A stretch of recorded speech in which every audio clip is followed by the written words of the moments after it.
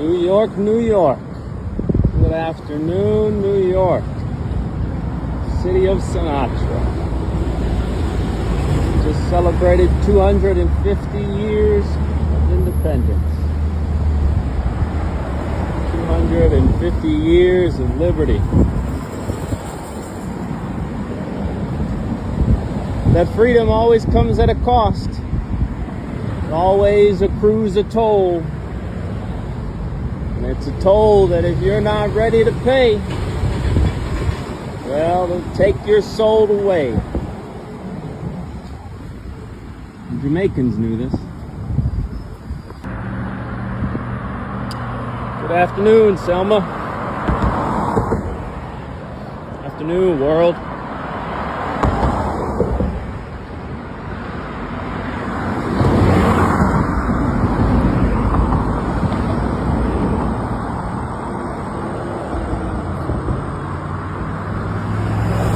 Jamaica found out the hard way not to trust men like Columbus.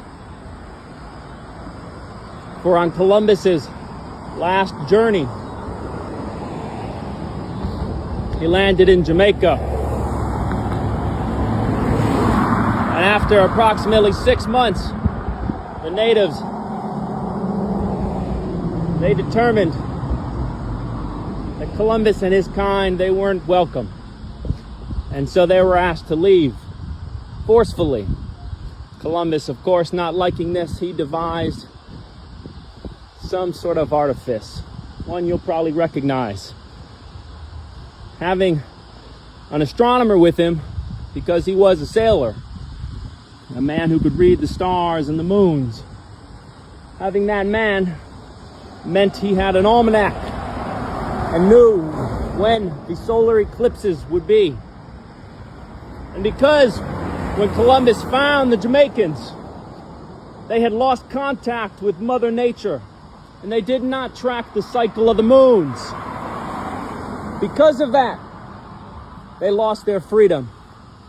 And Columbus was able to, with pinpoint accuracy, he was able to determine when the next solar eclipse would be. And on that information, he fooled the Jamaican natives. And he told them that his God was greater than theirs, and his God would block out the sun. And when this came to be, the natives came running back to the ships where Columbus and his companions had been forced back. The natives, they came running down, begging for him to come back, fooled by the trick of the eclipse.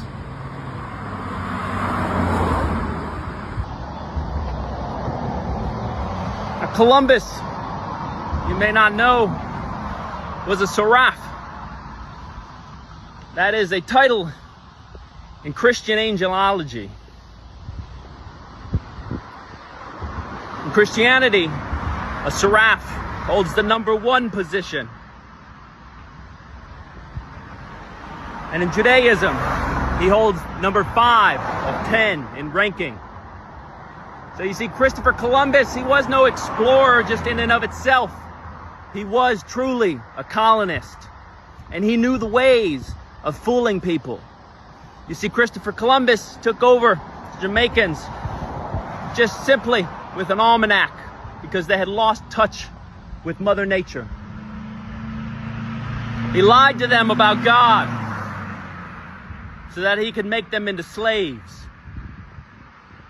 And the same has been said, the same has been done for countless inhabitants all around the world, countless civilizations that for one reason or another had lost touch with nature and the stars.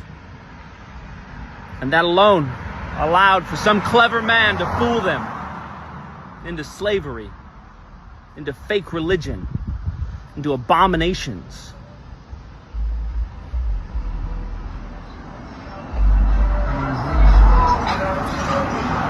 You see what happened to the Jamaicans? It's the same thing that happened to the Trojans with the Trojan horse. On principle, You know, we don't know how to necessarily take the story of the Trojan horse, whether it was literal or figurative or metaphorical. But in the story of Troy, the people known as the Greeks, they built a horse and they left it outside the wall. And they left a man there named Sinon to lie to the Trojans when they found him. And Sinon, he told them a false prophecy about God. He lied to them about God. And it was because that lie, because they believed it, that they were fated to fall.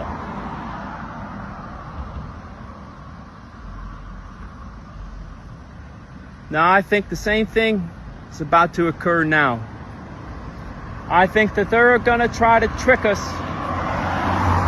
Again, they're going to lie to you.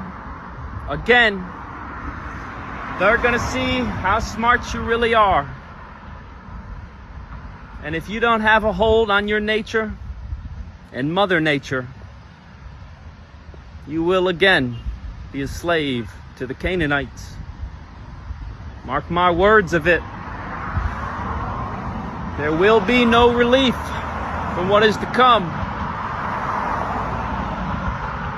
These clever men, they don't stop.